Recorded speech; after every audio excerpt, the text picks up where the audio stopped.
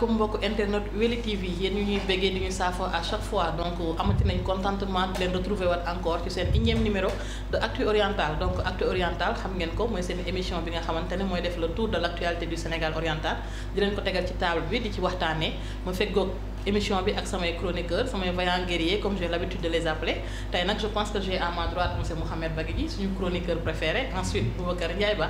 le jeune directeur de la radio Weli FM la 90.3 ensuite à ma droite j'ai aussi Junior Ba donc le directeur de la télévision Weli TV tey nag ñu am invité spécial parce que du ngeen naatable ne ñu ngi ci weeru jigéen ñi génn guñ ci ba léegi donc on fête toujours la femme et pour la première fois Actu Oriental invite une femme dans sa table en tout cas tey jii nag ñu recevoir madame Fatoumata Dewo Cissé mu nekk première vice-présidente du conseil départemental ñu am contentement trop tey di ko recevoir ci suñu plateau donc avant ñuy commencer waxtaan bi xanaa damay bàyyi rek sama soldat yi comme ni ma ko waxee sànq ñu daal di nuyoo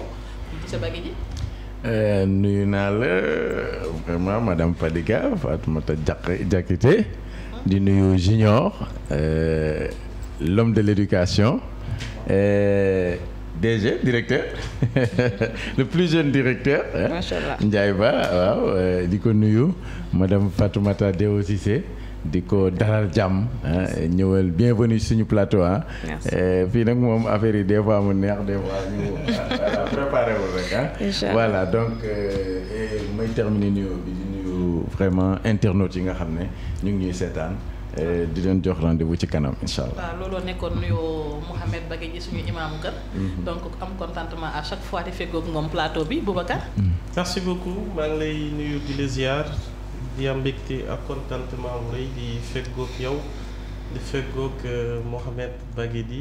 di feggoog également Junior Ba.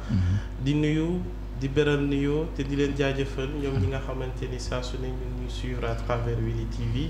donc ñoom itam ñu ngi leen di nuyu di leen ziar di am mbégte ak contentement bu rëy di nuyu suñu ganu tey di Fatoumata Dewo Cissé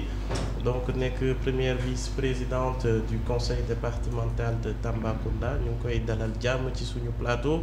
xam naa nag laataa ñoo dugg ci waxtaan bi rek ma delloo la kàddu gi comme ça suñu yeneen naataango yi mën a nuyoo ñu mën a dugg ci li nga xamante ni mooy waxtaanu tey gi.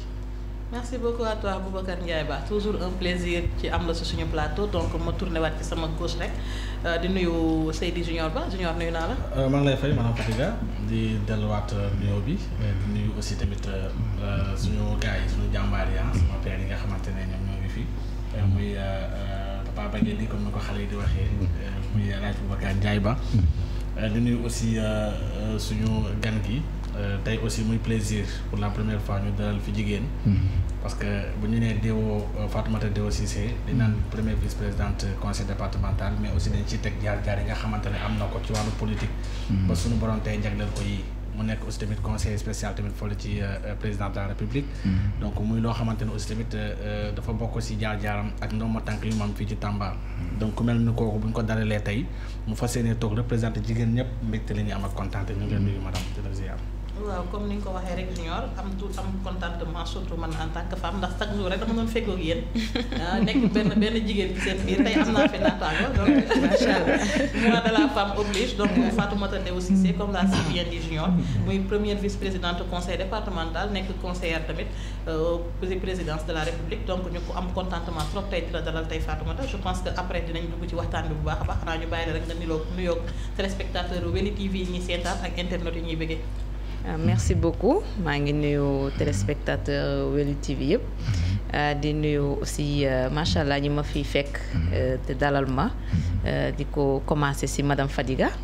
ak Mame Diarra man jigéen ñi moom laay jëkk nuyu di nuyu aussi le jeune directeur qui est mon petit frère Ndiaye Ba maa ngi lay nuyu di nuyu suñu vaillant enseignants yi aussi ñi sànni xeer rek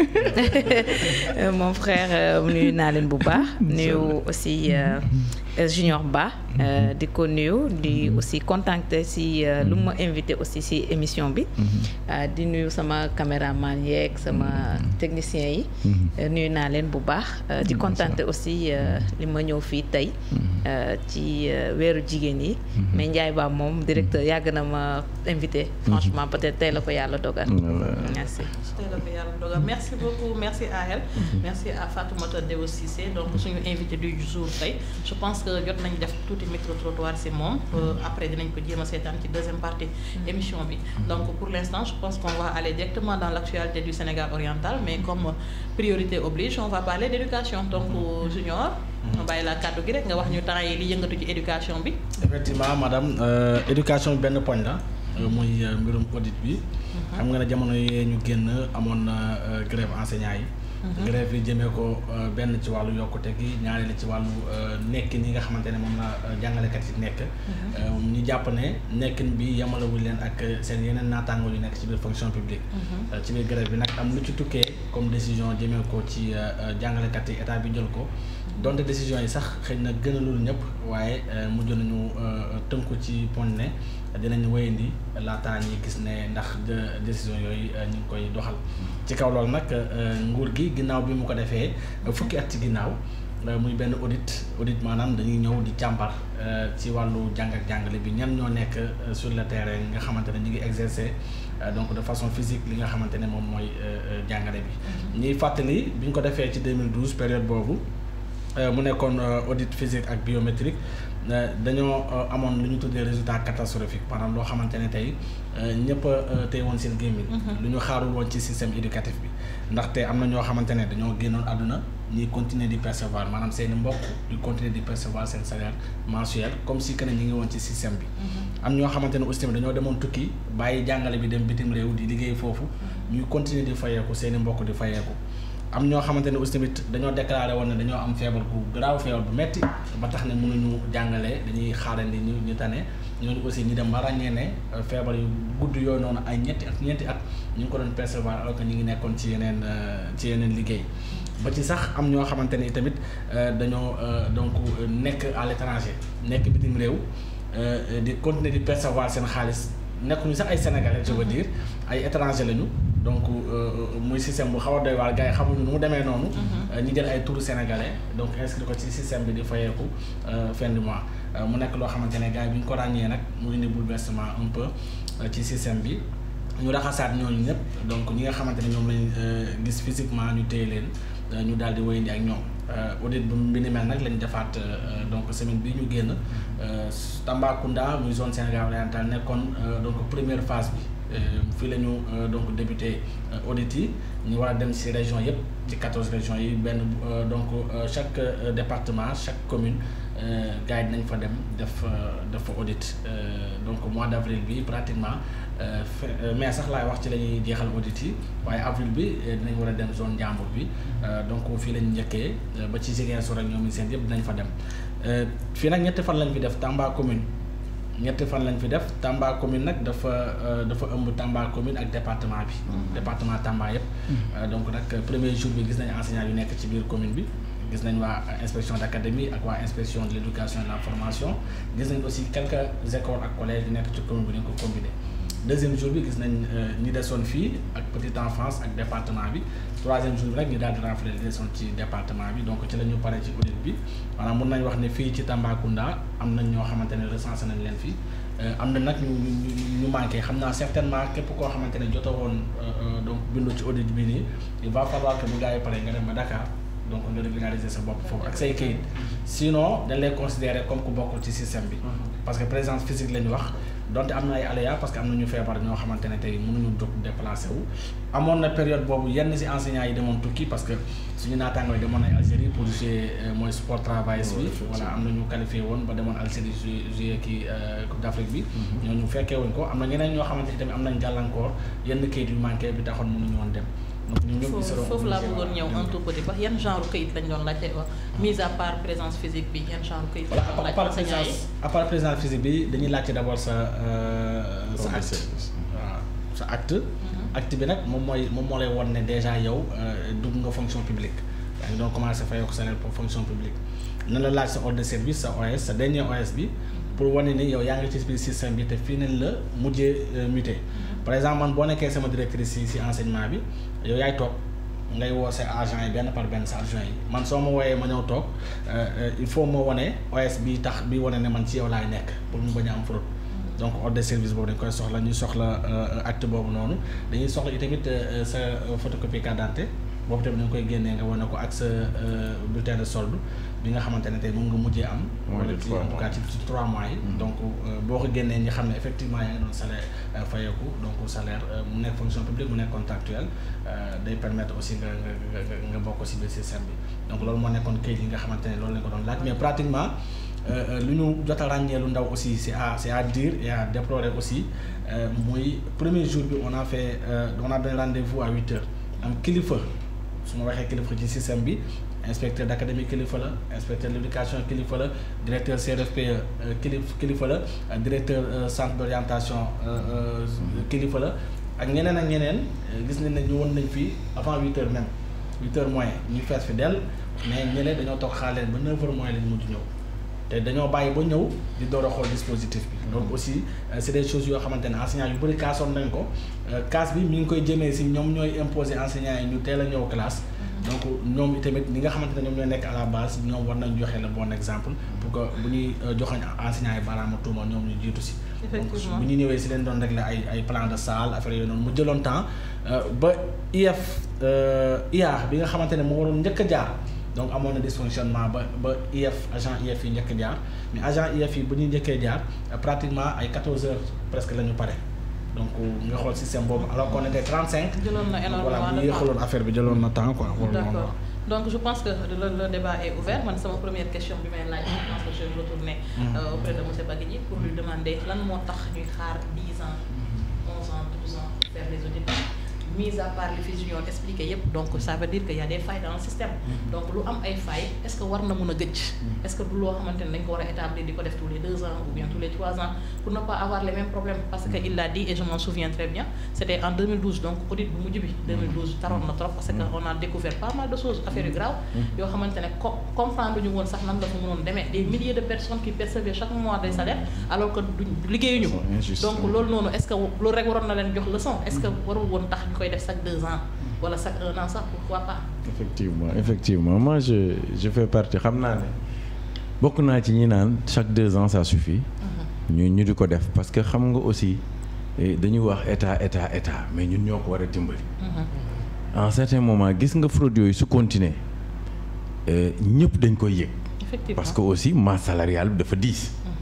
donc su fekkente ne def nañ toilettage ñu génn ñi ci bokkul ñi génn àdduna ñi nga xam ne dañuy fraude parce que itam fi lañ ko fekk dëkk boo dem am na ñoo xam ne ay saay-saay la dañuy fraude dinañ fexe ba am na ñoo am sax diplôme dañ koy falsifier pour dugg dans la fonction mais yooyu yëpp bu ñuy def audit yi di ko càmbar day permettre état bi aussi mu mën a souffler. Effectivement. mais bu duree rek moi je pense que même su fekkente ne 2 mois wala 3 mois la nit fraude ba jël salaire rek kooku manque à gagner la pour état. Effectivement. donc comme li nga wax noonu ñun li ñu mën mooy conseiller n'est-ce pas vraiment état mu jéem a di démultiplier ces genres d'actions là mais aussi ñu koy professionnaliser ba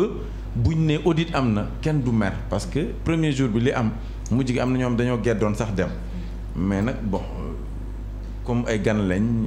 on range ça dans le cadre d'une erreur rek mais bu beneenee boo nee 8 heures na la fekk 8 heures nga toog fa n'est-ce pas mais nga indi ay chaises aussi ba ñi nga dalal ñëpp ñëw toog mën a xaar ak xel bu dal jàll moi je pense que loolu mooy l'essentiel mais audit moom même bu dee chaque 1 an baax na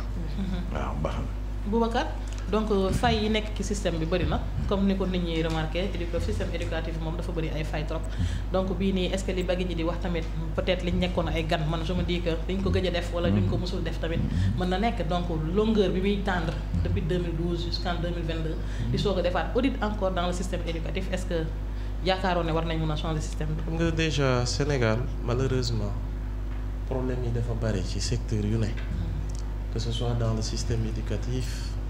feneen ak feneen boo fa demee da nga fay fekk ay lajj-lajj def audit 2012 xaaraat 2022 pour defaat audit au moment où des milliers de gens l'État dañ lam doon fay ci loo xam ni liggéeyuñ ko foofu tamit ak luñ ci mën a ne am na lajj nguurum Sénégal parce que état ak lu ci mën a ne continuité la donc aujourd'hui am na ci tey loo xam ni bu ko état di seetaan buy am ba di ko état di seetaan aussi donc je pense que sa responsabilité elle est interpellée donc tey dafa am yoo xam ni du yoon ci réew rawatina nag système éducatif tey bi nga xamante ni foo tourner nit ñi di ko ŋaññi nit ñi di ci wax suba ak ngoon guddi ak bëccëg donc je pense que ginnaaw bi nga xamante ni jël nañ dogal def nañ audit lu yàggul dara donc c'est une bonne chose et on espère bien que ginnaaw aussi bi état bi jëlee seen doléance seen préoccupation yi ba état décidé yokkal leen seen salaire on espère bien que li nga xamante ni mooy système éducatif Sénégal bu soobee yàlla fii ak ay at ci kanam dina mën a stable monsieur Baguedi surtout yenn enseignants yi nga xam ni weer wu nekk ñu dégg problème gauche problème droite donc on espère bien qu'au moins dinañ am benn stabilité lu ñeel wàllu njàng bi ak jàngale bi donc en tout cas luñ ci mën a wax rek mooy na état bi gën a saytu yenn mbir yi donc y a les ministères à travers ces ministères le ministère de l'éducation donc ñoom ñooy saytu mbir yi donc nañ bàyyi xel li nga xamante ni mooy li xew ci li nga xamante ni mooy secteur éducatif du politicien rek la ñuy audit tàmm nañ saa su ne boo fi déggee audit rek politicien la ñuy audit ñi ñu war a audit ci réew mi dañoo bari donc na état bi jël ay responsabilités moo tax bi yoon xaw na tàng tuuti ci enseignants yi parce que comprendre ñu audit bi enseignants yu bëri xamuñu woon lu audit di auditer parce que dernière génération peut-être 2012 fekku leen fi woon est-ce que classe yu ñu yor ba bi sax xam ñu ngi koy soog a audit junior ñu ngi koy soog a audit moo tax keroog fajar la yeewu donc Fatoumata donc loo xalaat ci mbirum audit mii ni audit éducation bi oui mais comme ni damay rejoindre sama frère monsieur Baguidi lu mu wax rek parce que lii lu am solo la parce que man pour la première fois ma dégg audit enseignant yi c'est en 2012 laa ko déggee mooy son excellence monsieur le président Macky Sall bu muy soog a ñëw effectivement je pense que loolu aussi réglé woon lu bëri alors parce que éducation bi ñun ñëpp jaar nañ ci nekkoon nañ mës nañ nekk ay élèves mës nañ nekk ay collégiennes mës nañ nekk ay lycéennes mës nañ nekk ay étudiants comme je pense que il faut éducation Sénégal mu stable parce que man c'est rare ma dégg yenn dëkk yi ñu naan enseignants yaa ngi grève kon je pense que après audit bi wax déjà syndicats yi waxtaan nañu ak état bi am na lu ñu soog a teg sur la table souhaitons rek comme directeur nu mu ko waxee yéen enseignants yi ngeen fii ba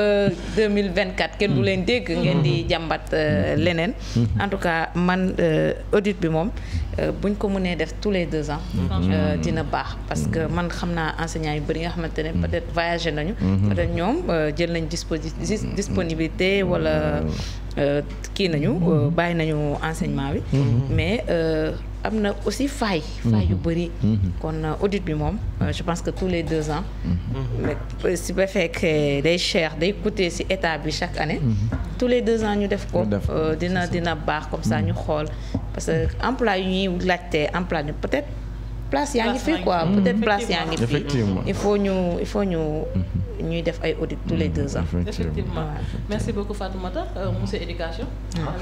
donc je pense gars yi def nañ le tour résumé na lépp li moo nekkoon lu jëm ci éducation bi juste rek tontu jaay rek ne ko je pense que du am problème bu fekkee état bi respecté na engagement bu xaalis duggee grève du amati daal non bu engagement bi duggee ak bi war a dugg 2023 il faut ñu comprendre benn chose gis nga l'enseignant bu génnee classe am feebar na waaw gis nga cette jeunesse là ces enfants on les aime waaw donc personne n'a intérêt ni l'État ni les enseignants à ce que ce système là mu nërmeelu parce que bis mu nërmeelu du état rek mooy perte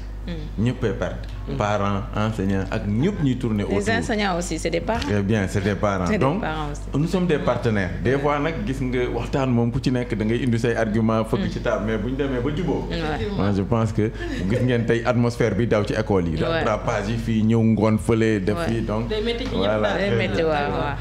Merci à vous je pense que dinañ ñu defaat tuuti tour actu oriental ci la région avant ñuy bàyyi tuuti di def face à face ak suñu gan bi en première lieu Boubacar def face à face ak moom parce que moom mooy toppatoo mbirum politique bi après ñun tam ñu xaw ci sànni suñu grain de sel mais avant loolu il faut que ñu waxtaan ci actualité du Sénégal oriental donc l'actualité numéro 1 c'est l'inauguration du pôle mère enfant bi nga xamante ne moom la ñu am biir centre hospitalier régional Tambacounda donc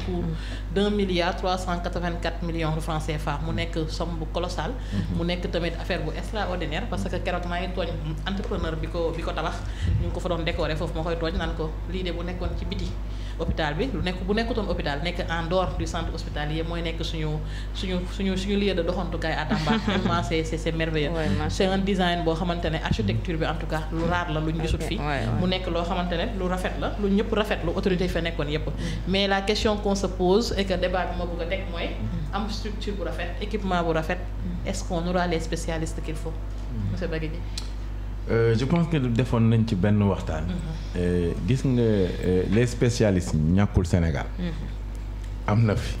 mais man li may déplorer toujours te di ko condamner mooy les agents de l'État qui refusent de venir dans les régions. kooku il faut que état bi jël ci ay responsabilités parce que aussi fii nga jànge ci système éducatif sénégalais. ba génn tey nga doon un gynécologue wala nga doon un pédiatre. ñu ne la Tamba nga ne du ma dem foo ko teg. effectivement su ñëpp defoon noonu. kon am na région yoo xam ne du ñu am. kon il faut que ñu delloo si suñu xel xam ne Sénégal c'est un tout. ku ci ne bu ñu la yóbbuwoon fongo lim bi sax demal bay sa waar pour réew mi dox. kon man mënuma d'accord spécialiste manqué na dans telle région dans n'importe quelle région du Sénégal parce que nag xarañte bi ak xam-xam bi mu ngi fi. spécialistes yi ñu ngi fi mais ñëpp mënuñu concentrer wu à Dakar donc kooku moom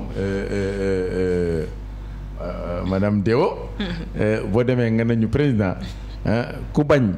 mu raqandigam maa ko wax. waaw. Junior bâtiment bi rafet na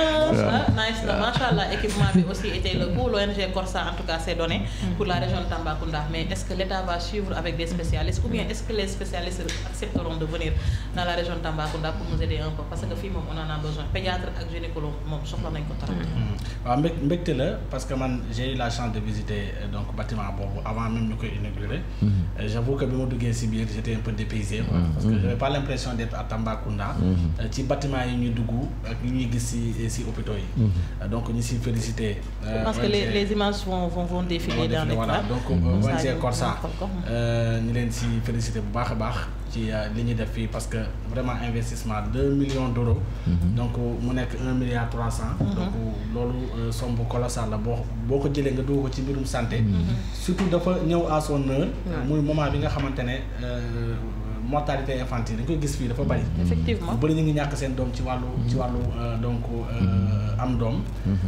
gis nañ aussi hôpital bi yàgg nañ koo joxoñ baaraam tuuma ci képp ku ñëw ni césarienne salaamaaleykum césarienne maaleykum salaam césarienne. donc yooyu noonu aussi dafay gën a jàppale jigéen ñi par rapport ak donc dispositif bi ñu am ma si profité pour féliciter président conseil départemental nga xamante ne PCA la. bi nekk première donc réalisation bu mag bi ñu fi def si magistère am. di féliciter aussi Pape Banda Dieye.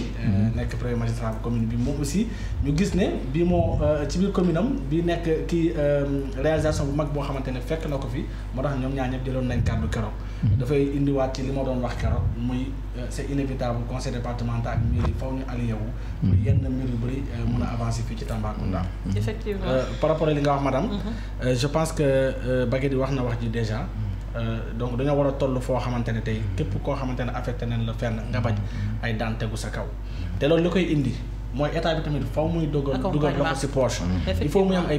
prime d'éloignement. moom mooy gën a tax ñenn ñi sawar par rapport ak fi leen yóbbu. effectivement donc yaa ngi ko doon souligner tout à l'heure parce que d'ailleurs cette inauguration pôle mère enfant boobu moo nekkoon première sortie Mamadou Kassé en tant que président du conseil départemental nekkoon aussi première sortie Pape Banda Dieye mu coïncider ak inauguration hôpital bi ñoom ñaar ñëpp nag ñu diggee fa nag diggee nañ fa wax nañ fa tamit wax yu am solo j'espère juste que dinañ ko mën a réaliser madame Deo. ouais bon man déjà damay féliciter l'ONG Corsa si bijou bu ñu may surtout ñun jigéen ñi li soxla woon nañ ko trop parce que jigéen nga war nuñ koy waxee nga nekk en état ba nga am doom déjà ñu jël la en charge loolu dama koy rafetlu surtout lu ñu ONG Corsa bi def déjà coût bi rëy na 1,3 milliard franchement bëri na alors Tamba mérité na ko mais di may féliciter aussi la direction de l'hôpital régional ak le président Mamadou Kassé qui est le PCA comme ni que madame Fadiga waxee mu nekk suñ première sortie aussi conseil départemental alors man jour boobu fekk ma fi mais man maa yor affaire santé aussi ci conseil départemental muy santé muy social muy les femmes man maa ko yor en tout cas lii dama koy rafetlu di féliciter aussi l'ONG Corca encore une fois mais comme ni nga ko waxee éloignement bi man damay naan am na peut-être ay fonctionnaires yi nga xamante ne tey bu ñu leen affecté peut-être du leen neex dañuy dégg Tamba parce que déjà doomu Tamba yi ñu bëri d'abord ñoo njëkk délaissé Tamba bu ñuy tabax sax seen i kër dañuy dem beneen dëkk tabax seen kër foofu alors mais bu doomu Tamba yi bëri nañu ñu mën a investir u Tamba ñu mën a tey ay immeubles yi doomu Tamba yi tabax ay Dakar affaire mën nañ ko tabax fii à Tamba loolu tamit dina gën a encourager parce que fonctionnaires yu bëri man gis naa ay fonctionnaires bu ñu leen soog a affecté fii bu ñu ñëwee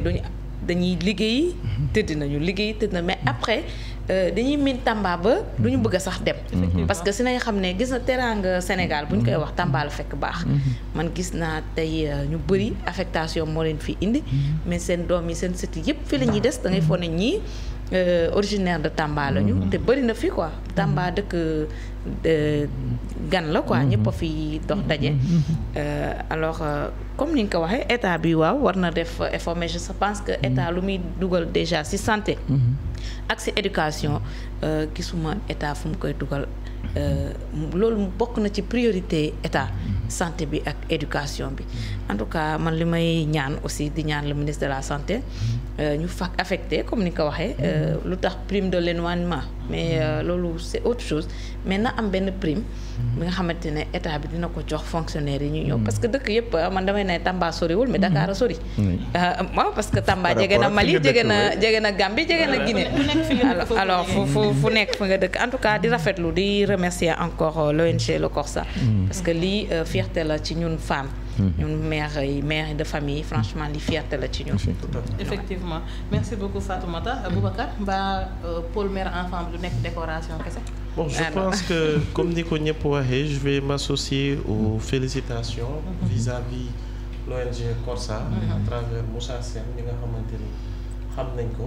donc di leen féliciter ci li nga xamante ni defal nañ ko Tamba voilà ñoom Paul Corsa il a été décoré sax ci jour ba suñu xarit sa ñoom ñëpp en tout cas ñu ngi leen di féliciter man li ma ci wax rek du bari à travers le président conseil d'administration de l'hôpital on espère bien qu'ils vont porter le plaidoyer à côté de la conseillère spéciale du président donc warul nekk rek ay wax donc aujourd'hui fonctionnaires tey bu ñu fi affecté aujourd'hui il y a des fonctionnaires qui sont dans de très bonnes conditions ku ñu affecté la Fouta ku ñu affecté la feneen ak feneen état baa ngi def li war ci yow mu ngi jéem a wàccoo ak yow donc je pense que loolu du problème état bi aussi dafa war a assumer ay responsabilités am Pape Amadou Sarr bu DER barki Dembo Ndiaye la fi def erreur ñu rëkk ndigam effectivement donc bu keneen ak keneen kenn ku nekk dafa am kilifa donc nag aussi bu état newee lii nga bëgg dindi li état wax aussi l'état n'a qu'à assumer ses responsabilités effectivement donc je pense que les idées en tout cas sont les mêmes ñëpp ñoo bokk xalaat fi mu toll nii na état bi def li ko war en tout cas pour nous amener des spécialistes parce que am bâtiment bu rafetee nu mel nii ñu dépenser ci ay milliards yu dul jeex sans pour autant que état participer ci pour 1 franc parce que lépp c'est l'ONG Corsa matériel équipement et tout donc ba ci inauguration bi keroog neexoon na trop parce que sages-femmes yëpp gis nañ ci seen bopp de la région et tout le monde était heureux donc li ci manqué rek moom mooy indi gynéco yu baax indi ay pédiatres yu baax donc di profiter de l'occasion aussi de féliciter la directrice de l'hôpital du centre hospitalier régional de Tambacounda xanaa di delluwaat ci encore ci beneen actu oriental rek boo xamante ne mooy l'accident récurrent des Jakartaman temps yi bëri na trop dëkk bi jaxasoo na y a trop d'accidents te lépp Jakarta yi la hier rek fii nii rek ci suñu wet un enfant a été percuté par un Jakartaman donc ba léegi nii sax amuñu les nouvelles de l'enfant on ne sait pas s'il va bien ou pas donc loolu yëpp dafay xaw a compliqué est-ce que jotul nag pour ñu gën a régulariser parce que des fois nga jékki-jékki policiers yi génn commencé di régulariser ñoom ñëpp ñu réglé ne tekk après quelque temps après on voit plus les policiers rek ñu commencé waat donc quel conseil donner à nos jeunes Jakarta man pour que au moins les accidents ñu wàññeeku tuuti waaw Mohamed côté boobu moi je pense que li ñu war a njëkk a def mooy un travail de sensibilisation et de formation de ces jeunes là puisque aussi quoi qu'on puisse dire ñu ngi ci gagner seen pain mais li ci manqué mooy manque de formation xamuñu code de la route donc te gisaguma vraiment jusqu'à présent autorités yi jël ci benn matuwaay boo xam ne dajale xale yooyu fay auto école yi ñu jàngal leen code de la route accompagner leen ba ñu xam les dangers parce que xale bi moom xale la rek gis nga xale yi boo leen ñun ñi nekk ci kaw tali man moto laay wax boo leen gisee dañuy dem ba dañuy bënn seen tuyau d'échappement pour moto bi mën a gën a def bruit parce que bruit boobu ça les excite donc pour que ñu mën a voilà dawal foog ne ñu ngi comme ci film yi Fast and Furious ak yooyu très bien non ñoom ñoo koy kii paanul donc pour dire que ne loolu c'est l'esprit de l'enfant mais ñun ñi nga xam ne ñooy mag ñi ñun ñoo war a am benn mesure d'accompagnement man dama ciy xalaat yàlla xam na ne dama ciy xalaat des fois dama doon wax naan est-ce que du ma toog ba ay jamono ma jékki-jékki rek fekk leen ci arrêt yi toog waxtaan ak ñoom en tant que mag en tant que conseil en tant que nijaay xamal leen lan mooy danger yi nañu moytu parce que des fois nga gis xale yi fu leen neex la ñuy doubler boo leen waxee ñu sànni la loxo mais la faute à qui parce que biñ leen bëggee njëkk a régulariser dañoo jóg taal pneu commencé tàngal ñu woo gars yi ne leen bàyyi leen xale yi d'accord nañ leen bàyyi ñu liggéey parce que nag dëkk bi xale yi bu ñu amee ci lu ñu jàpp rek baax na mais nañ leen accompagner ñu former leen ñu xam lan mooy code de la route fan ngay doubler boo ñëwee ci stop nooy def effectivement ci biir ville bi ban vitesse lañ la permettre nga daw non dama war a signaler su may jàdd rétroviseur du pour lem ko ci kanam ba mu naaj nga takk ci mbuus rétroviseur pour génnee ko la nga xool ki nekk sa ginnaaw pour que balaa ngay tourner aussi nga xam ne danger mu ngi sama ginnaaw wala newu fa mais xale yi dañ koy defar ba mu naaj takk ci mbuus laxas ko ak scotch n'est-ce pas pour que mu am jëmm moto bi pour mu rafet boo génnee moo fi am kon responsabilité autorité yi te du Tamba kese bëri na bëri na donc Kaolack Thiès accident yi comme tous les ak Malem nañu former xale yi ba pare doog leen tegaat ci tali bi man loolu mooy sama point de vue par rapport à ça. merci beaucoup monsieur Bagui Junior. waaw mbirum accident yi am si Jakarta yi d'ailleurs sax moom mooy nekk suñu objet donc émission foofu ñu waxtaanee ko semaine bii di ñëw. parce que gis nañ ne c'est devenu récurrent. man li ma jàpp moom mooy ñaari point rek benn bi bu njëkk bi moom mooy manque de régularisation comme ni ñu ko waxee. parce que nekkul ñëppay dawalkatu Jakarta. am na ñoo xamante ne manqué xëy na xaalis benn wéccet bu ñu demee soirée. wala manqué dara loo xamante ne pas dépense sax parce que ñoom du ñuy responsable. ñi nga xamante ne tey souvent ñoom ñooy def yenn gestes yi ci tali bi wala ci kii bi du koo xam ne moom mooy joxe dépense. parce que en réalité ñiy joxe dépense dëkk bu ñuy dawal Jakarta da nga xam ne ñii ay responsable lañ. parce que am na si ñoo xamante ne Jakarta bi moom la ñu yoree seen kër. Jakarta moom la ñu yoree seen waajur seen i jabar moom la ñuy joxe dépense chaque jour te pourtant ñu ngi siy génn. imaginez diggante 8 heures ak 9 heures 7 heures ak 9 heures 2 heures de temps boobu noonu kii bi versement bi tegee na boor. pour ñuy verser. imaginez 9 heures heure bu ñëpp di xëy ba 18 heures. ñaata ñoo fa mën a liggéey te lu bëri guddi gi ngay gën a liggéey. kon Jakarta bi am na xaalis. mais nag ñenn ñoo ci bokk ak ñenn ñoo ci bokkul. déjà organisation bi dafa des lu bari. parce que bi ñu leen joxee fii xaalis mooy ci aide Covid bi. coow lu bari woon na. ñii amuñu waaw bu ngeen gisee ñii amul parce que ñii ñoo ci bokk wala nangam loolu war nañ ci bàyyiwaat xel. état bi aussi accompagner leen comme li nga wax parce que ñoom itamit ay liggéeykat lañ comme taximaan yi oto yi ay liggéeykat lañ comme ñi nga xamante ne itamit ñoom ñoo yor seen car rapide di dawal donc ñoom aussi war nañ leen accompagner régulariser leen ba ñu moytu yu bari bu yenn activité amee comme ay gàmmu ay màggale tout policiers yi tamit liggu na ci yoon bi parce que gis nañ ne borom Jakarta yu bëri fu ñuy faatoo moom mooy ci yoonu long voyage dañuy dem événement day am muy gàmmu muy màggal wala leneen ñoom ñuy jël seen Jakarta di def n'importe quoi donc secteur boobu war nañ ko assainiraat ñu xoolaat bu baax a baax ñan ñoo ci bokk ak ñan ñoo ci bokkul ñan ñoo yor carte ak ñan ñoo yorul carte képp koo xamante ne jàpp nañ ko barki dem moo njaay fii la benn borom Jakarta fii suñu oto sax laay wax. suñu oto de service mu fiir ko ni ko chauffeur bi ñëwee di wax ak moom yeneen moromam ñëw nëbb chauffeur bi waaj daw defaat nañ ko aussi tamit la même chose pour si beneen 4x4 aussi da ngay taxaw di si teg sa bët dañ lay fiir ba pare. ils sont solidaires am na ñoo xamante dañuy naan ba màndi te seen Jakarta yi tey di xamuñu fa xamuñu stop xamuñu dara. donc secteur boobu war nañ ko assainir mais ñu gën koo xoolaat. effectivement. ok Fatoumata problème mu Jakarta maan yi doy na waar de. waaw problème Jakarta maan yi moom doy na waar mais Jakarta maan yi c'est national en fait. parce que Jakarta bi du Tamba kese. peut-être Tamba bokk na ci région yu ko njëkk adopté. mais bëri na léegi surtout à Dakar. bëri na c'est partout hein en fait parce que comme ni nga ko waxee am na yenn jeunes yi ci la ñuy yore seen i njaboot. ci la ñuy yore seen i njaboot ci la ñuy am na ñi nga xamante ci la ñuy fayee sax ñoom seen école. école oui. dañuy jàngi. bu ñu paree ngoon bi ñu def Jakarta. ci ay école privée la ñuy nekk ci la ñuy fayee seen formation yi aussi léegi lii bon pour Tambacounda ñun xam nga mairie sortant équipe sortant bi. man conseil kii laa woon foofu adjoint au maire. alors le maire dafa xalaatoon ne def benn ay feu tricolore ci biir dëkk bi par exemple ci stop bi. man stop yi ma fi gis moom war nañu mën a am feu tricolore. aussi insister aussi ci doodaan yi. alors pour les jeunes aussi ñu jéem leen a am benn formation ñoom déjà il faut ñu am benn GIE. parce que ñoom amoon nañ ko fii. mais après day tas en 2 ou en 3 ñu am benn bloc. ñu mën leen la reconnaître ñu former leen ñu ku nekk bu fekkee yaa ngi dawal même bu fekkee dañu war a am benn badge wala benn kii nga xamante ne mooy wane ne ñii dañuy ay Jakarta man lañu dañuy dawal pour mën a kii ak ñi nga xamante ne dañoo yor seen moto particulier xam nga des fois da ngay gis ñi nga xamante ne ay particulier lañu mais mën nañu romb nit rek nga ne da ngay dem mën a la waaw kaay mu yóbbu la te aussi ay danger bëri na ci même ñoom Jakarta man aussi dañuy subir ay danger parce que mën nga jël client mu yóbbu la en dehors de Tamba mu agressé la wala def la leneen loolu yëpp ba am na mais affaire yi daal vice versa la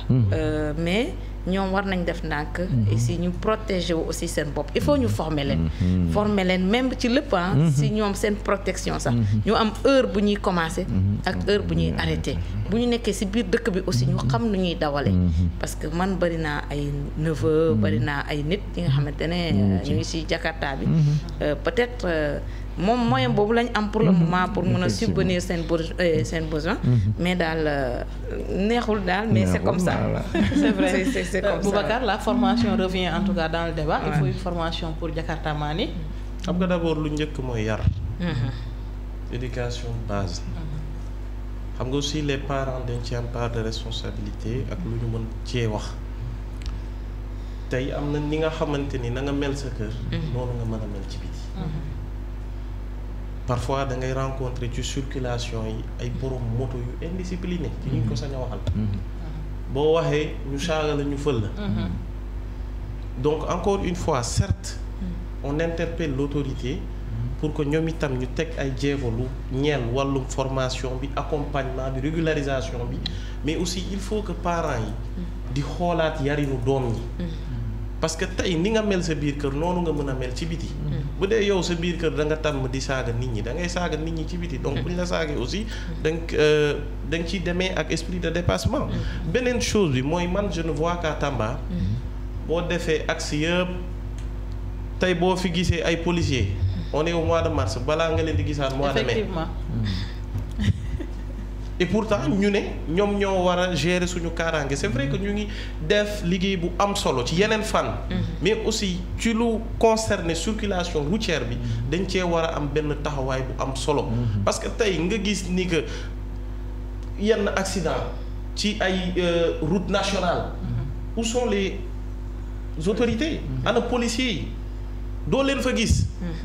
donc nekk na tamit li nga xamante ni ñoom ñi nga xamante ni mooy yenn carrefour yi yëngatu voilà ak yenn carrefour yi les routes secondaires RN1 yi ñëpp donc ñoom itam dañoo cee war a am benn taxawaay di xool yoon bi di veiller à la circulation routière parce que am na ci yenn yoo xam ni chaque semaine munoo toog lundi ba dimanche déggoo benn booy taximan Jakarta fiir na kii wala diw dee na ci lan ci Jakarta donc la responsabilité encore une fois elle est partagée à plusieurs niveaux. Et c'est le lieu à travers cette émission véritablement d'interpeller les autorités compétentes pour ñoom itam ñu bàyyi ci xel jël seen responsabilité ngir lii ni mu mën a nekk même bu dee sax mënuñu ko bannir à 100% mais mu wàññeeku. Effectivement. Je pense que idée yi fi génn yëpp j'espère que autorités yi dinañ ko seetaan population bi aussi. parce que autorité Tamba dañuy seetaan. mais surtout suñu frère Jakarta Mali. classe idéologie politique rek dañ koy seetaan parce que dañ leen koy partagé jox leen ko force. dañ koy seetaan bi mooy émission bi nga xamante ne dañuy laal lépp sans tabou. donc bi ku mu neex ku mu naqari on parle de la région de Tambacounda et de l'évolution de la région de Tambacounda. donc ils sont obligés je dirais même pas obligés mais en tout cas ils sont appelés à regarder cette émission parce que émission peuple bi la non seulement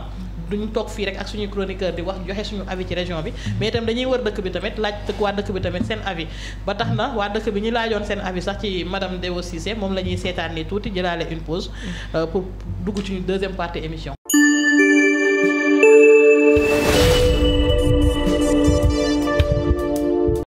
Dewo moom ñun amuñu fayam wax dëgg yàlla depuis avant politique bi Dewo mu ngi ci nit. man daa aw ma fayam daal Dewo vraiment macha allah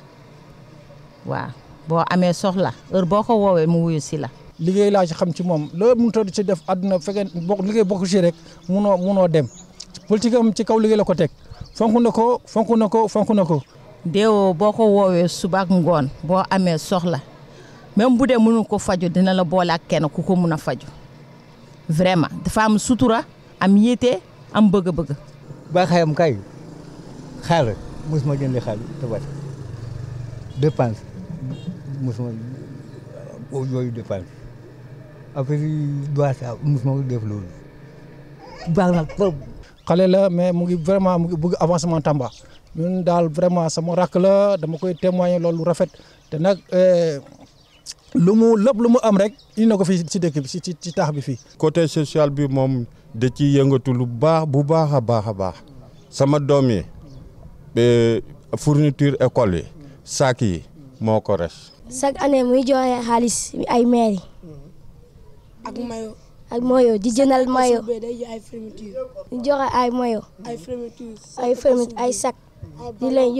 leen joxe xaalis. jàmbaar la jigéen ju am maanaa la jigéen ju am fula la am na fayda ku baax la tamit kuy partager la tamit. baaxayam kay. baax na trop loo soxlaa mu def la ko kooku kay seede naa loolu bu baax. merci yal na yàlla fay yal na gudd fan.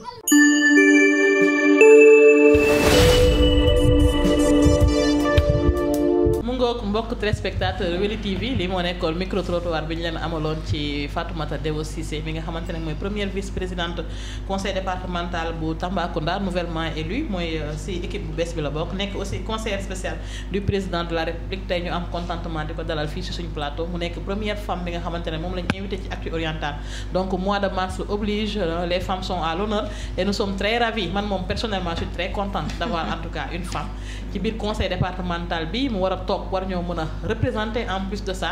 femmes yi tamit am gëdd ci biir région Tambacounda xam nga je suis un peu féministe rek mais entre guillemets je suis pas totalement féministe donc Fatoumata ñu ngi lay dalal bu baax di la remercier aussi ci acceptation bi nga accepté suñu invitation je pense que on va démarrer le débat may njëkk ci sama première question rek man waaw question bu xaw a kii tuuti nii rek la waaye saful trop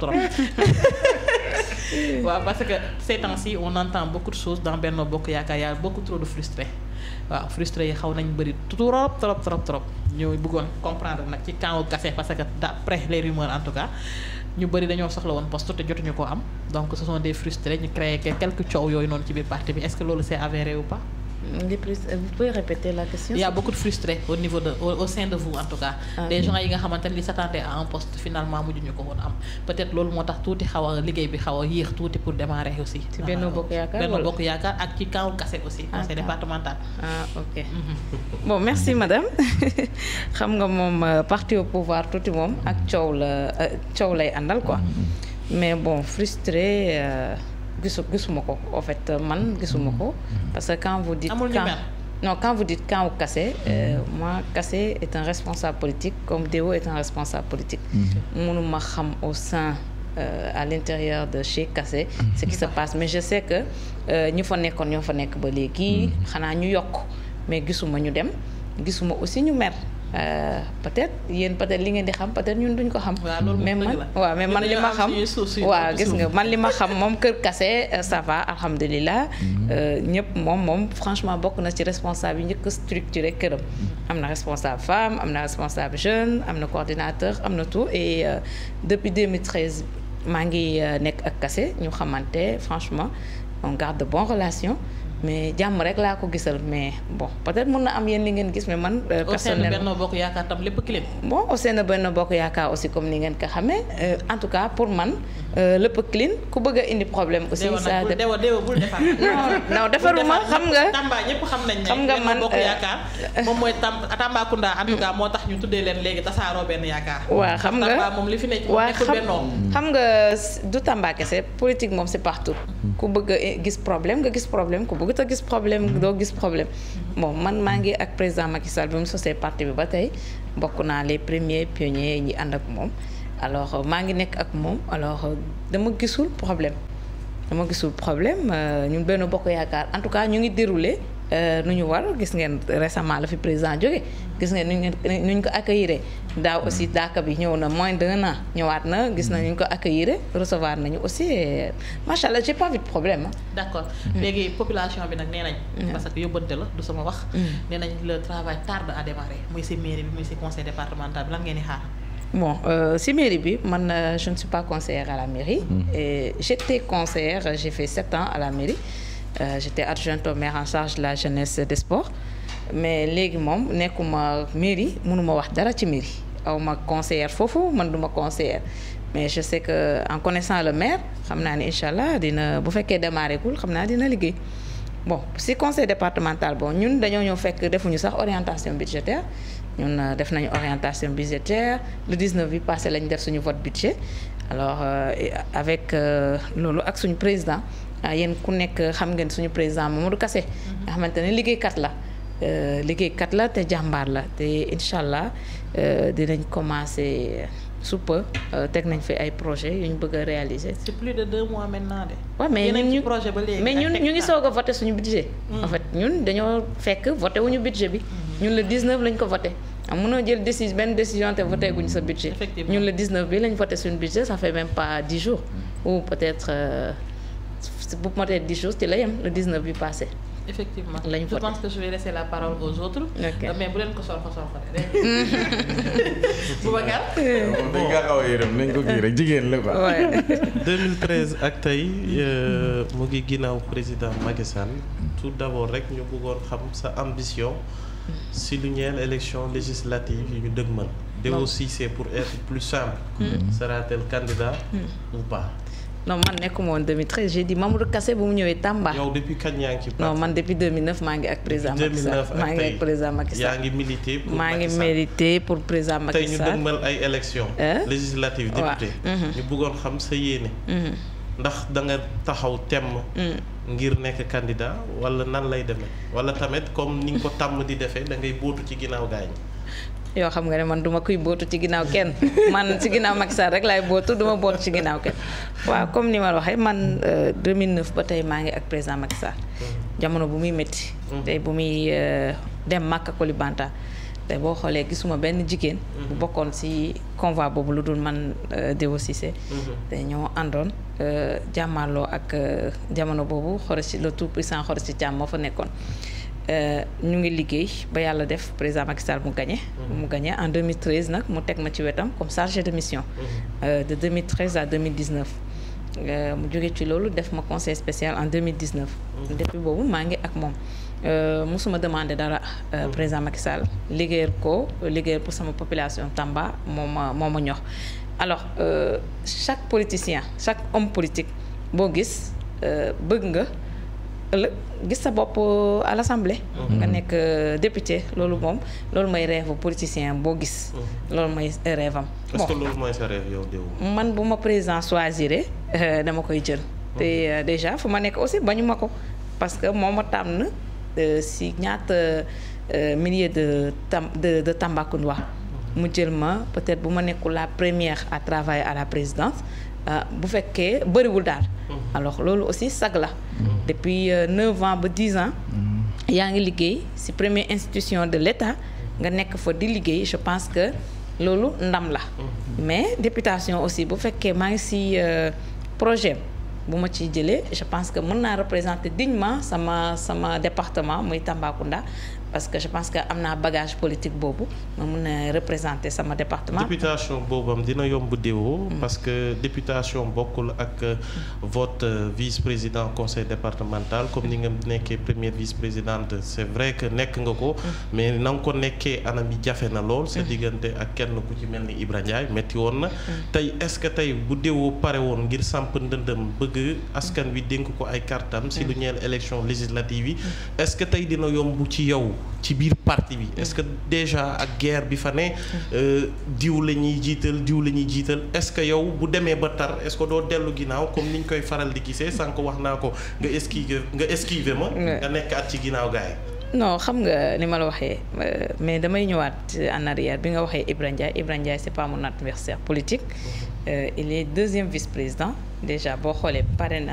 parité bi ñun dañ ko respecté. le président est un homme. paraît que parité bi moo la sauvé keroog ca vote. non man ma nekk deuxième vice-président ma nekk bañ a nekk vice-présidente sax damay liggéey pour sama dëkk. parce que man du poste bi moo ma intéressé man liggéeyal pour sama dëkk moo ma intéressé man sama boo xoolee ci vice-président yi man rek lañ dem au vote. man ak ma grande sœur Ndeye Sané ñun ñoo dem au vote. j'étais candidate elle était candidate ci parti PS. bon ñu ñëw jàmmarloo ma am 41 mu am 11. après ñeneen ñi peut-être dañoo regrouper ñu vote ñu def vote massif bi ñoom ñëpp ñu votandoo. mais man duma kuy daw su ma doon daw 2009 duma engagé wu ci ginnaaw président Macky Sall. parce que opposition la nekkoon ma nekk xale bu ndaw j'avais juste 25 ans ou 26 ans ma nekk ak président Macky Sall. feu le papa de monsieur Ba c'était mon papa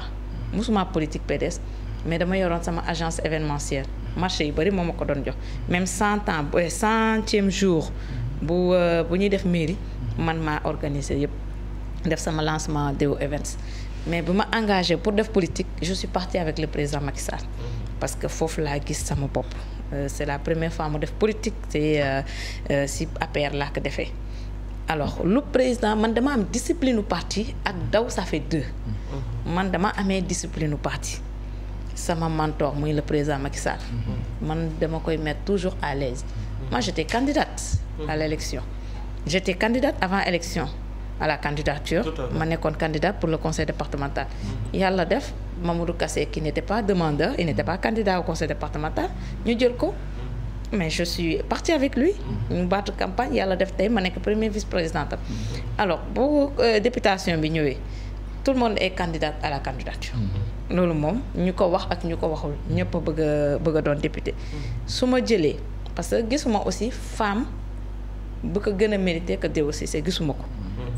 saabu nag du foot boppam yéen journalistes yi yéen a ngi fi leneen ak leneen yeneen Adja Camara c'est ma grande sœur maak moom ñoo bokk ñu commencé ndoo APR si jeune fille j'étais la responsable des jeunes filles moom elle était trésorière ci jamono boobu en 2011 bu ñu tegee suñu kii moi j'étais la responsable des jeunes filles Adja c'est ma grande sœur maak moom duñu xëcc dara président xam na ma xam na Adja Camara comprendre nga alors ku ci wërsëgam nekk muy keneen bëri na ay candidate même peut-être je pense que la députée président Macky Sall nee na leen na ngeen jox cër Sidiki Kaba de par son âge et son vécu jiital na ko yéen ñëpp na ngeen topp ci ginnaawam Deo Cissé pare na pour def loolu wala déet bon man manqué wu ma respect kenn man xanaa xale bu gën a tuuti sax boo ma joxee respect ma delloo la ko Sidiki Kaba on n'a pas de problème man c'est un oncle que je respecte et que je salue de passage bon gisuma aussi ki ko manque de respect en tout cas man ci ñi ma xam. te président joxu ko cër de dégg nañ ni que sa président joxu ko cër sa président. sama président xam nga dama am ñaari président nag. président Mamadou Kassé man dama am ñaari président quoi da koy rubé ah bon bon man gisuma loolu gis. muy naan abon de. muy naan abon non parce que koo xam Mamadou Kassé keroog saal ba tàngoon na de bi leen président. kenn déggul Mamadou Kassé nag saal ba nu mu tàng kenn déggul Mamadou Kassé. mais gars yi nee nañ Mamadou Kassé dafa am ñi nga xamante ni ñoom la pousse. non Mamadou Kassé pour nañ ko waxal pour nañ sànni xeer waa ji. pour que Mamadou pour vous mettre à l'aise pour mettre à l'aise tout le monde. liste bi. nañ ko configurer boo xoolee ñi nga xam ne seen tour ñu ngi ci liste bi ak ñu fa dugg yokk ci liste bi benn nitu Mamadou Kassé nekk fa woon benn nitu Deo Cissé nekk fa woon kon nag salle bi bu tàngee du ñun ñoo ko tàngal. les maires du département qui sont avec le président. mais les maires du département c'est des élus président ñooñu la convoqué. les responsables les élus et les nommés ñooñu la ñu woo ba fa keneen raxee rek xam na peut-être dafa am keneen ku leen fa dugal mais ñu nekk ci liste bi ñooñu respecté nañ ko dugal nañ leen te Mamadou Kassé man sax en tant que politique man moo ma gën a yaru ci politicien Tamba yëpp. gisuma ko gën a yàgg gisuñu loolu de. si waxee ñu ne la day saaga day diirante mbagg ak ñi ko mot bàyyi. loolu yëpp est-ce que cëram la ci ku am discipline de parti. mais nous sommes en politique nit aussi nit da ngay am ambition nit ku nekk yow tey jeune nga nekk directeur tey ñaan nga yàlla gën a avancé nit koo gis boo nekkee politique man damay nekk politique COJER laa nekkoon. COJER ma nekk responsable des jeunes filles même nit sa âge bu paase wul sa jëmm war na paase. man maa dépassé loolu bàyyi fa samay rakk ak samay moromu doom ñi nekk fa ma viser leneen. politique aussi noonu la. da ngay bëgg a avancer bëgg a am leneen. mais ku dul am ambition moom je pense pas que war nga mën a dund quoi. Sidiki Kassé yaakaar nga ni que ci élection yu ñu dëgmal danañ lëkkaloo. danañ doon benn comme ni ko président parti bi bëggee. on a pas obligé. mais pas obligé fii kenn mënu obligé kenn. président moo wax de. Pape Amadou Sarr bi mu yarawulee. Macky Sall fa rëkk na ndigale de. est-ce que bu Mamadou Kassé demul rangé wu dem waxtaan ñu sëkk waxtaan ñoom ñaar est-ce que aussi xiir bi du ko dal. non xam nga mbuumu jàmm moom nekk jamono boobu moom dafa dog. président Macky Sall dafa respecter énormément Mamadou Kassé mu respecter aussi le ministre Sidiki Kaba alors. fii daal politique lañ nekk ñu bëgg ñu mën a ànd. nañu ànd. ñu mënta ànd mu ngi mel ni les musulmans. dangay gis xaadir tijaan murit ñëpp ku nekk am nga sa tarixa mais ñun ñëpp ci turu yonente bi la ñuy julli mais noonu la ñu mën a ànd ñu mënta ànd aussi nañ liggéey rek yëpp sotti ko pour président Macky Sall. dama gis ne dama gis ne aussi Boubacar yaa ngi koy. non grave waaye la. alors donc man li ma bëgg a wax mooy. dans tout ça. xam nga da ngeen a représentatif fii Sénégal. mooy Benno Bokk Yaakaar. te bu ngeen xoolee. bon ci sama analyse man. ngeen dispersé. population bi ñooy perte. parce que boobaa vous allez concentrer seen effort yëpp ku ci nekk pour détruire l'autre. donc est-ce que jotul ngeen toog waxtaan. parce que en politique rien n'est impossible. war nañoo mën a toog parce que nag amatul ay kii jeune politicien la ak politique du loolu. voilà loolu moom moi je suis contre. kii doog a génn léegi war naa mën a ñëw laaj place am ci kii bi parce que la mel wala am na base. kon jot nañu toog discuter d'homme à homme ñoom ñëpp. jéem a xool quel est l'intérêt aussi de Tamba. ñu jublu ci liggéeyal Tamba. est-ce que yow yaakaar nga ne loolu war na mën a nekk. waaw xam nga ñun ñëpp comme ni nga ko waxee ay doomu Tamba lañ. ñun ñëpp fii lañ juddoo. suñu cordon ombilical fii la nekk. alors je pense que gisuma problème déjà les 8 maires ou les 7 maires sont avec le président Mamadou Kassé. Peut-être le maire Pape Banadji aussi nekkul contre Mamadou Kassé parce que ñu ngi déggante le maire de Missirah aussi Amadou Ba qui participe beneen bannière kooku aussi c'est l'ami du président Mamadou Kassé. Je pense que mbooloo baa ngi fi parce que les maires et le président du conseil départemental ñoom bu ñu joxante loxo lan moo fi des les leaders politiques nous sommes tous ensemble. La dernière fois ñu ngi doon réunion à l'hôtel des députés ñun ñëpp ñu ngi déggante avec le maire Mambala Lo, l'honorable député Yaye Awa, Malal Camara, Ibrahima Ndiaye, Mamadou Kassé. responsable yëpp a ngi déggante. ñu ngi def benn am na ko tudd ko. comprendre non fi ngeen bëgg. ñu moom laay bëgg xam nga man xam nga. c'est que son problème mooy xam nga da nga ñëw problème amul. waaw mais dans ton discours. waaw on sent que aussi. on dirait que da nga xaw a ragal a laal sax côté boobu balaa nga ci wax loo xam ne dañ ne déwoo de. ci émission moo wax nangam ci Sidiki. alors que je me dis que comme encore une fois. gis nga intérêt population bi. dafa war a nekk au-dessus de tout le monde. yéen population bi ñooy jël carte. wóolu leen jox leen. du dëgg. kon bu ñu demee ba taxaw ñu bëgg a sentir rek ne. am na benn lënt boo xam ne war na mën a tardeel seen liggéey fii. parce que tamit boo gisee président di wax ne dem leen booloo ji parce que xam na ne tey jii su fekkoonte ne voilà bu tasaaroo amee rek su mbir ñëwee ñu war a liggéey Tamba boo moytu këral yi daf koy yàq. du dëgg moo tax ma ne la est-ce que c'est possible parce que yow aussi da nga am place bu baax tu es conseillère. xam nga tey. li ma lay wax monsieur. pour intérêt Tamba. li koy liggéey. déjà pour Tambacounda c'est le maire et le président du conseil départemental. ñoom ñaar ils ont pas de problème. ci li ma xam ñoom ñaar amuñu problème. c'est deux jeunes yi nga xamante ne fii lañ juddoo. bëgg nañ seen dëkk. mais si politique la politique ki nga mën a àndal kooku ngay àndal. man j'ai pas de problème personnel avec le ministre Sidiki Kaba. mais je le fréquente pas. je fréquente Mamadou Kassé. nit ku nekk koo mën a nekkal kooku ngay nekkal. Mamadou Kassé n'est pas mon leader Sidiki n'est pas mon leader j'ai un seul leader c'est le président Macky Sall. mais politique man du ma taxaw ba ŋàññ Sidiki ci ay réseaux sociaux wala ci ay rajo wala ci presse bi. mais dama ko respecter en tant que ministre mais en tant que un homme aussi de Tamba et puis en tant que sama oncle mais aussi nit koo mën a àndal kooku ngay nekkal mu ngi mel ni yéen seen milieu bi ñi ngeen mën a àndal ñooñu ngay àndal ñu nga mën a àndal doo leen nekk ay kii mais doo leen ànd doo leen ànd mais ñun ñëpp war a liggéey suñu Tamba mooy suñu intérêt ñun suñu Tamba mu développé da ngay xool depuis 1960 ba tey Tamba nu mu meloon noonu la mel ba tey ñun lu ñuy souhaité tey Tamba mu développé wu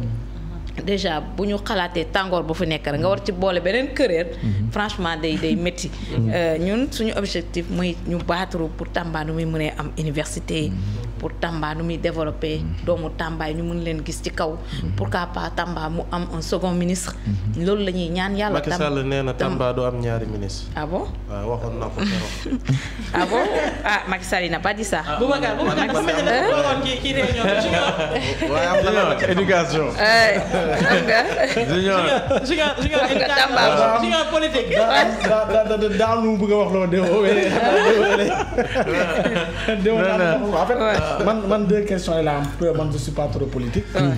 moo tax ma bàyyi woon gars yi di ci soox mais peut-être deux questions la am. benn bi gis nañ ni nekkoon nga candidate pour présidence conseil départemental. ñu jël décision de parti nga discipline de parti imposé wu. président Macky Sall tànn nga bàyyi. bi président Macky Sall tànnee nga bàyyi nga ne rangé nga derrière ñaar ñu mu tànn muy monsieur le maire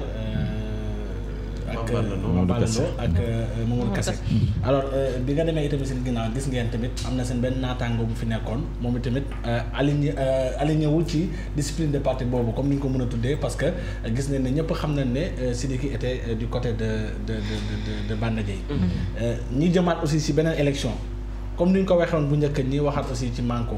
est-ce que yéen instant bii nii nekku leen di foncer les soucis par rapport ak manko bi ngeen di wax nii tey est-ce que jàpp leen ne di ngeen dem ba au dernière minute tey ngeen gis loo xamante ne tey bettu leen woon ndaxte amoon na ci élection yu ñu génn. même pas espace su 5 mois. deuxième question yi mooy on voit que ne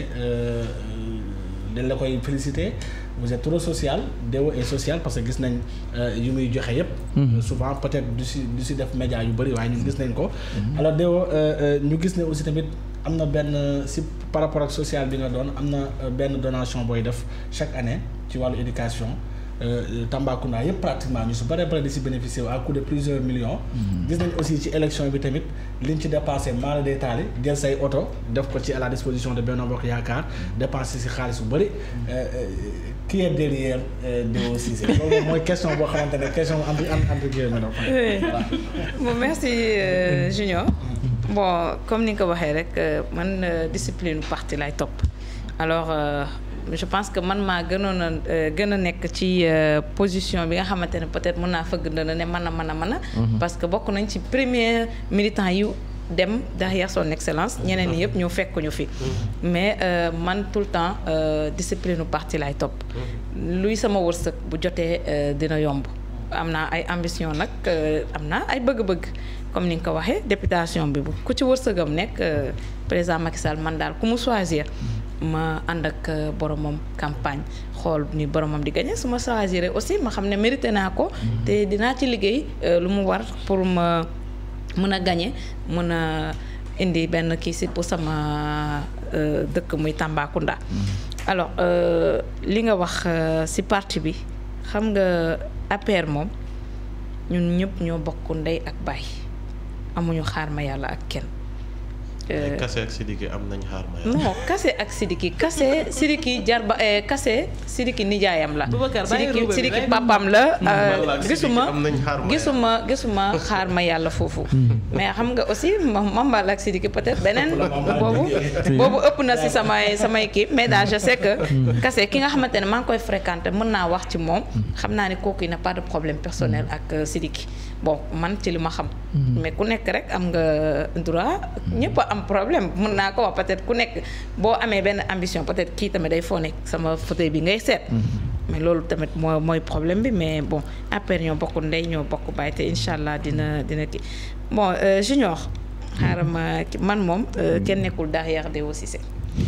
derrière Deo Cissé moom kenn nekk j'ai pas un bailleur derrière man damay liggéey comme ni ma koy waxee à l'âge de 29 ans à l'âge de 25 ans laa commencé liggéey créer sama société bopp muy Deo Events may def événementiel dugg ci politique bi nag ànd ak son excellence monsieur le président Macky Sall alors avant may politique yàgg naa dimbale ay jeunes ci éducation ak ci leneen parce que ci rajo la ci micro laa nekk di wax depuis 2009 astafurlah depuis 2002 man dama doon jël ay xale boobu très jeune étant très jeune j'avais 18 à 19 ans dama doon jël Sada Makassi fii plus de 50 élèves ma leen di ñawal ay yére ñawal jox leen ay dàll ñu dem défilé parce que défilé bi ay 20 élèves lañ doon jël gis naa xale yu bëri bëgg nañ défilé parce que man étant très jeune man défilé naa nekk naa aussi pionnière ak Diallo la lumière ñoom Assane ak Ousseynou Diallo ñoo nekkoon suñu animateur alors bu ma jaaree côté boobu yëpp ma bëgg man tamit may xale yi chance boobu loolu laa doon def ci milieu boobu laa nekkoon ma créé fondation Alilou Fadiga ñu nekk ci noonu ba yàlla def ma créé en 2009 sama agence muy Deo Events jël aussi ay jeunes filles dina utal ay contrat ci événementiel ñuy def aussi ay restauration en fait Deo jaax na fu bëri te maa ngi bind benn livre incha allah su génnee xam naa ñu bëri dinañ découvrir kan mooy Deo alors 2004 laa njëkk a xam président Macky Sall boobu ay hôtesse la ñu woon ci Safra bu amoon fii 2004 laa ko njëkk a xam may liggéey ak moom nag en 2009 Mambala Lo moom ma dox ci ba sama kër ne gis na ma nekk ci milieu ak am ay nit ay tout mu ne ma war naa mën a ñëw jàppale man ko amoo problème 2009 2010 président ñëw fii kër Mambala ñu dem accueillir ko au relais ñu ñëw kër Mambala noonu laa gën a miinanteeg président ba ma engagé wu ci politique musuma politique ci sama àdduna ma nekk ak président nag mu won ma ngor moo tax ma mën ko téye ba tey ma nekk ak moom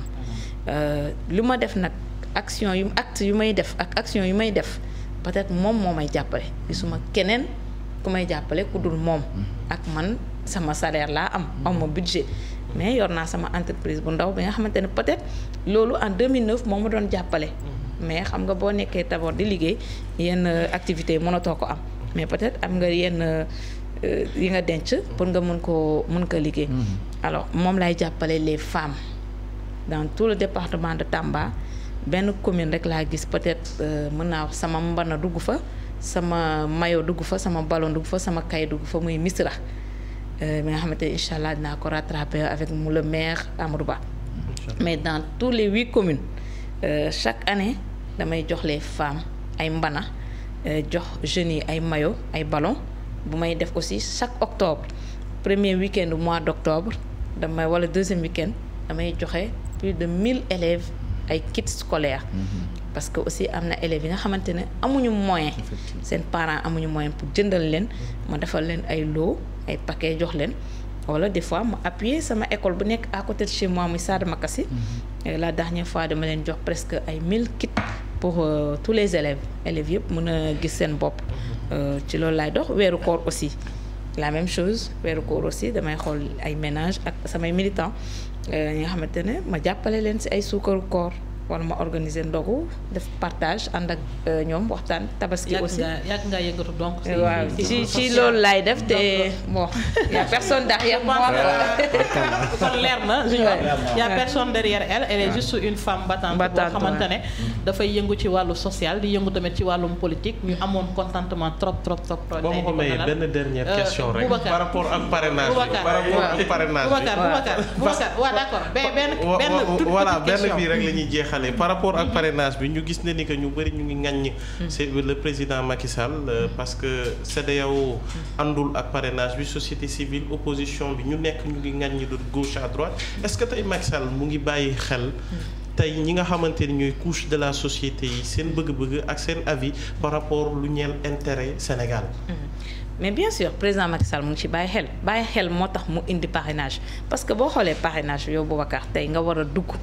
tey war a rang depuis le matin ba 18h ngay rang pour benn li nga xamante ne nga dugg fekk fa 200 candidats. loolu aussi franchement c'est à déplorer loolu bu ñu ko xoolee rek ñu xam ne parrainage baax na fi ñu mën a saytu ñi nga xamante ne aptu nañu pour mën a dem ci jogante bi ñu dem ci mais war a def plus de bu parrainage amul mais tout le monde sera candidat ñëpp parce que franchement dafay métti moo tax président Macky Sall indi parrainage bi ñu mun a xam ñi nga xamante ne aptu nañu pour dem président Macky Sall il n'a pas de problème. Est-ce que nekkul moyen de liquidation? non moyen de liquidation gis na léegi tey bu gars yi d'accord tey ñu dem élection ñu duma leen. parce que loolu moom sénégalais yi ñoo bëgg président Macky Sall non man tiituma ñun duñu ñuy sàmm jikko yi ak le problème non xam nga mais ànd sàmm jikko ñi ko jiite te sàmmuñu déjà seen jikko xam nga temps yi moom ak du ma dugg si yenn détails mais en tout cas daal parrainage bi ñun Tamba ñun ñu ngi si parrainage bi déjà ñu ngi ma doon woo sax yóbbu nañ presque man de si 3 jours yi yóbbu nañ 20 personnes yi nga xamante ne dama remarqué seen carte d'identité amul kiiwu électeur ñu dem inscrire ci liste électorale bi ñu ngi ci parrainage bi man moom def naa 500 parrainé naa 500 maa ngi koy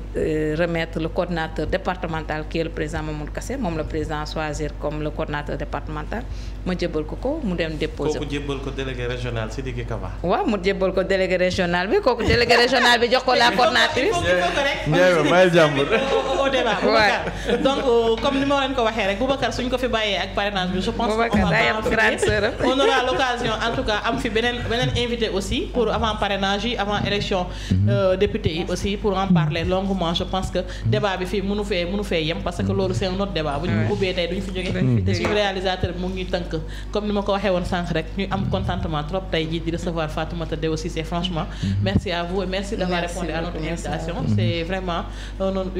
honneur de vous recevoir ici ci plateau Actu Oriental donc Actu Oriental comme ni ngeen ko gisee rek sama gars yi mooy li fiy xew à chaque fois faire le tour de l'actualité du Sénégal oriental xanaa rek di leen jox dig daje waaye avant loolu xaaral ma bàyyi sama jàmbaar yi ñu tàggatoo balaa ñu may tënk c'est que réalisateur bi moo ma tënk ba nga xamante ne daf may napp fi mu toll nii fàtte naa sax wax gars yi ñu tàggatoo asu napp na ñëpp ci plateau bi voilà donc di gërëm déjà Fatoumata Deo vraiment ci disponibilité am mais aussi ci dalam waaw maa ngi doog a daje ak moom mais je vois que maa ngi koy féliciter di ko ñaanal aussi voix bi mu jël nii voilà yal na ci am ndam mais nga continuer aussi côté social bu ko bàyyi man foofu lay daanale social nit ñi ku leen jàppale rek yàlla nga jàppale donc bu ko bàyyi di nuyu internautes yëpp di leen wax ba beneen yoon ci beneen numéro Actu Oriental. merci beaucoup di amaat mbégte ak contentement bu rëy sama confrère yi waaye di gërëm bu baax Fatoumata Deo Cissé ci disponibilité am c'est vrai que maak moom yàgg nañ di waxtaan téléphone di ko solliciter émission mais léeg-léeg ak yitte jamono donc on comprend parfaitement en tout cas di ko jaajëfal bu baax waxtaan bi amoon na solo lool di jaajëfal également suñuy internet di ñuy suivre à travers Weli TV di leen jaajëfal ci safo bi ak kóolute bi nga xamante ni am nañ ko ci ñun di leen joxaat dig daje ëllëg incha allah. parce que Junior. voilà madame di la remercier di remercier aussi suñu invité bi. gis nañ kàddu yu sell yi yu teey yi. mais également aussi tamit expérience bi nga xamante ne mi ngi ko doon waxee. ndax gis nañ Ndiago jëm na ko dugal ci kàmb yu mu dugaloon ponkal yi. rëcc na ci macha allah waaw. donc kàddu yu rafet na parce que lu ñu mën a jàng ci moom itamit moom mooy politicien. doo waroo nekk agressif.